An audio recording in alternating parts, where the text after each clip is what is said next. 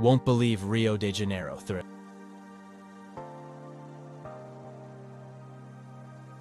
The salty breeze from Copacabana Beach wafted through the air, carrying with it the distinctive rhythm of Rio de Janeiro. Call me Johan, rubbed the back of my head, feeling the newly stitched wound throbbing beneath my fingers. Immaculata, the hot bartender's sidekick with raven hair and a mischievous glint in her eyes, emerged from the bar after her shift ended. With a teasing smile, she gestured for me to follow her towards the beach. As we crossed the street, the vibrant lights of Rio dimmed behind us, replaced by the moonlit expanse of Copacabana. Immaculata led me to a group of beach volleyball players, their silhouettes illuminated by the glow of the surrounding nightlife. "These are the ringers," she whispered, her lips brushing against my ear. "They prey on unsuspecting players, hustling them for money in a high-stakes game." I raised an eyebrow, intrigued but wary. Immaculata explained the rules of the dangerous game that awaited me. Spin the barrel of a loaded gun, and if the bullet doesn't fire, it's your serve.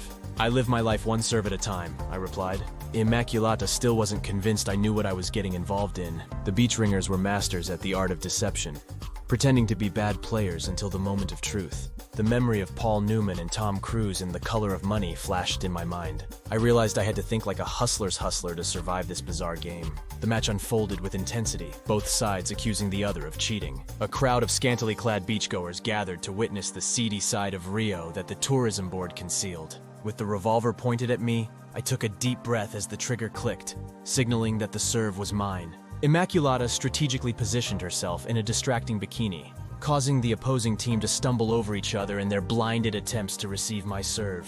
Seizing the opportunity, I served a ball that was more of a lob, utilizing my knowledge of the sun's trajectory and crude mental calculations to blind the receivers. The chaos gave me the chance to pick up the revolver, turning the tables on the ringers. I pointed the loaded gun at them, forcing them to confront their own game.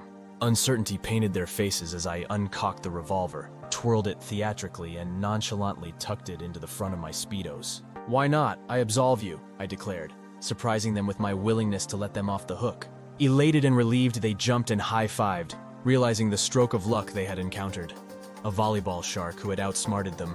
With the tension diffused, I suggested having a drink to celebrate our strange camaraderie. Immaculata, ever intuitive, appeared with cold brews for everyone.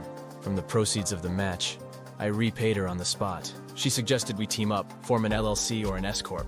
For me, this was moving way too fast. As the sun began to set over the Copacabana, thoughts of my missing wife lingered, yet another day passed without finding her. With newfound friends, we ran down the beach, splashing in the lukewarm water and engaging in playful antics that oddly involved respectful spankings of unsuspecting beachgoers. The gesture went over surprisingly well, adding a touch of levity to the night. News made it down the beaches and far-flung islands that I scored big riches. As we laughed and shared stories, I couldn't help but wonder if my wife was out there somewhere, lost in the vastness of Rio. But even with my high school math, I sensed the odds weren't good. Until then, I embraced the unpredictable rhythm of Copacabana, finding solace in the company of my new companions under the moonlit Brazilian sky. Thanks for watching.